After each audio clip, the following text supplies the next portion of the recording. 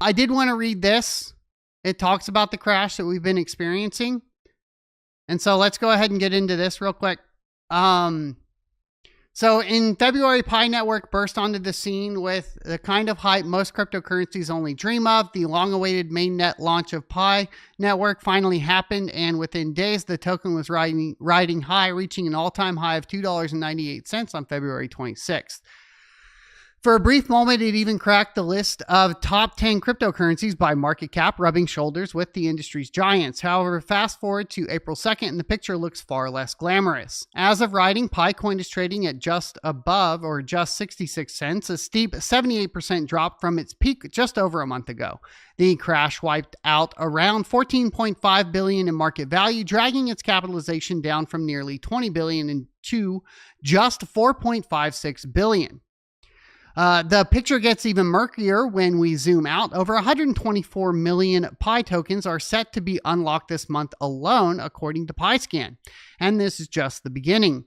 Monthly unlocks will keep climbing, peaking at 233 million in July. Altogether, more than 1.53 billion new tokens will hit the market over the next year, pushing total circulating supply to 8.2 billion. That's a massive jump for a network that already sits at 6.7 billion in supply and is aiming for a maximum cap of 100 billion. At this pace, Pi is quickly earning a reputation as one of the most inflationary digital assets out there. Well, obviously. Meanwhile, exchange support remains uneven. OKX was the first major platform to list Pi, followed by BitGet, Gate.io, and MEXC, with Gate.io currently leading in trading volume. But the token still hasn't made it to the most tier 1 exchanges like Binance, Coinbase, Kraken, Bybit. So, in fact, Bybit CEO went as far as calling Pi a scam, a label its developers strongly deny. So, what's really happening behind the scenes of the Pi network, and with more tokens set to flood the market, what can investors expect in the coming weeks and months? Let's break it down. And here's the problem. I guess, who are the investors?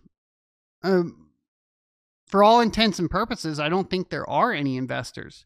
Because, obviously, Brandon, you're promoting not even buying it, right? Just mining it, which seems to be what most people are. So there's no potential for the price to go up.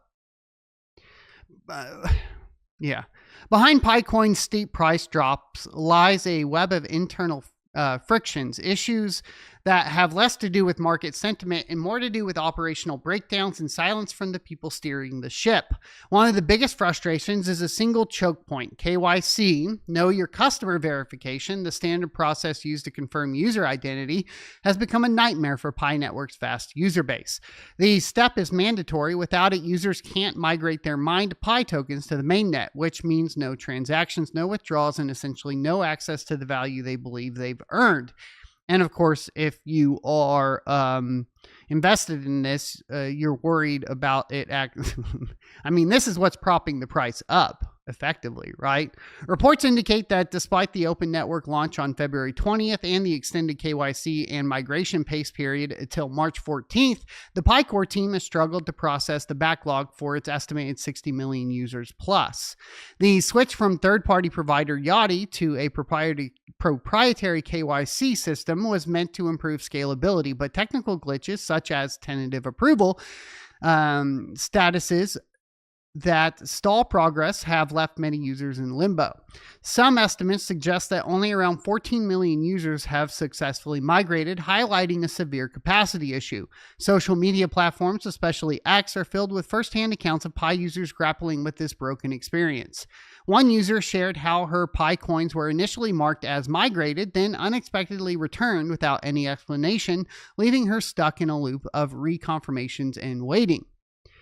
Another reported losing 1,427 Pi tokens simply because his migration didn't complete before the grace period expired, despite being in the queue the whole time. Now, one thing I also wanted to talk about here, let me close this, is that there's less in the market. So as this happens more, as they actually fix this issue, you would assume the price goes further down, not up, right? So what I'm saying is they're saying this is bad for the network, and what I'm saying is for the price, it's technically good.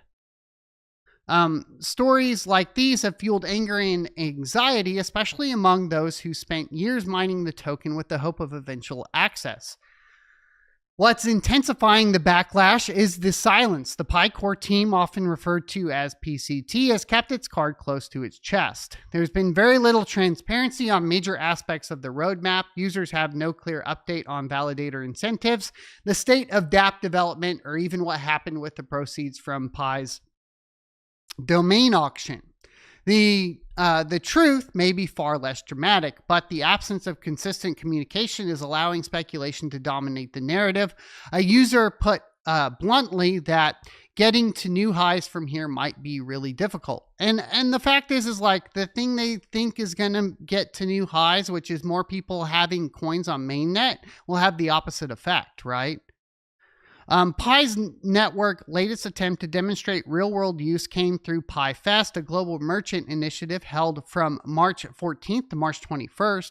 Framed as a campaign to drive everyday adoption, the event aimed to show how Pi could be used in practical settings, whether for groceries, clothing, car repairs, or digital services.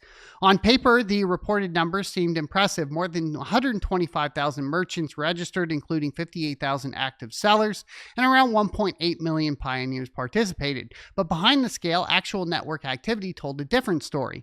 On-chain data indicates that payment volume showed little change during the event. As one user noted on X, the number of payments during the current Pi Fest has not increased significantly, suggesting that many users were hesitant to spend their tokens or preferred to hold onto them while uncertainty around Pi's future remains.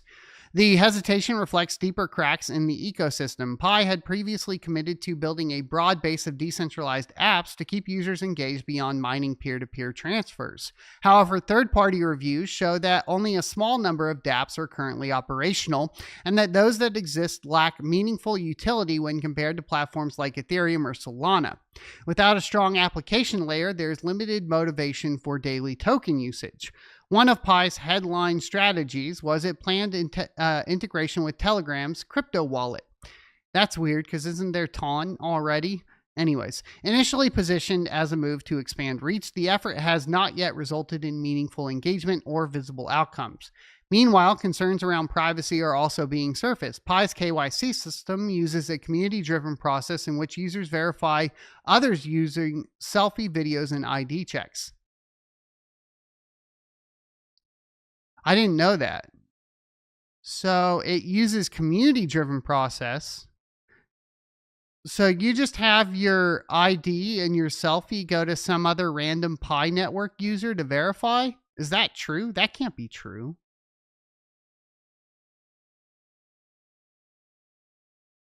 That would be really bad.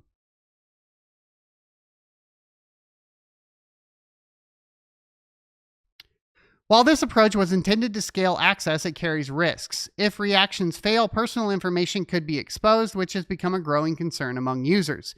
Taken together, Pi's ecosystem still feels like a work in progress until the platform aligns real incentives for merchants, improves user confidence, and delivers functional apps. Mainstream adoption will likely remain out of reach regardless of how many users are technically onboarded. EL says that's no different than Binance, but that would mean you wouldn't be able to KYC in the US though, right? Which is, I don't know. Anyways, I'd have to look into that. That sounds like a security problem to me. Pi Network is entering what many in the crypto space describe as a critical utility phase. This is the point where hype alone is no longer enough to sustain value, and factors like real-world usage, developer activity, and ecosystem strength begin to determine whether a project will endure or fade away. History offers plenty of cautionary tales. Projects that failed to move beyond this stage, such as BitConnect, OneCoin, and even more credible names like NEM and Verge, eventually collapsed due to a mix of lofty promises and underwhelming delivery. Remember Verge? The cycle tends to repeat itself. It starts with early user excitement and rapid valuation growth, followed by delays in execution, and ends in growing skepticism and loss of confidence. For investors, the months ahead will be key. Focus on what is happening on chain, track how many wallets are actually migrating, keep an eye on token unlock schedules, and avoid reading too much into price movement without context. Unless Pi can show signs of genuine user activity, better token management, and a more mature ecosystem, any short-term rally is unlikely to hold. As always, approach the market with caution and never invest more than you can afford to lose. Now, this is a great example. I was just thinking about this because one of the narratives surrounding mining in general is this idea that you should mine the cryptocurrency and then hold it for a bull run and then sell it in the bull run. I tend to not believe in this one. I do always say hodl silicon, not cryptocurrency. And the reason behind that is I think the cash flow is king in general in any business. And I think especially with cryptocurrency here, especially when we're taking a look at Pi, I think the best advice is to make sure that your cash flow is good, which means to basically be selling the Pi that you get, because you really, like, at the end of the day, you can't guarantee that anything's going to go up. And as long as you're in the green, I think that selling is advisable. Now, once you get into the red, you could debate on how you want to handle that, whether you're going to do some put something up for collateral. Obviously, that's going to depend on how big your mining operation is, etc. But cash flow, in my opinion, is obviously going to be king in general. And I don't think that this idea of mine and hold or buy and hold is a healthy idea, because I think that idea lends itself to gambling. And I think once you start getting into that gambling phase, you end up in a position where you just keep losing money.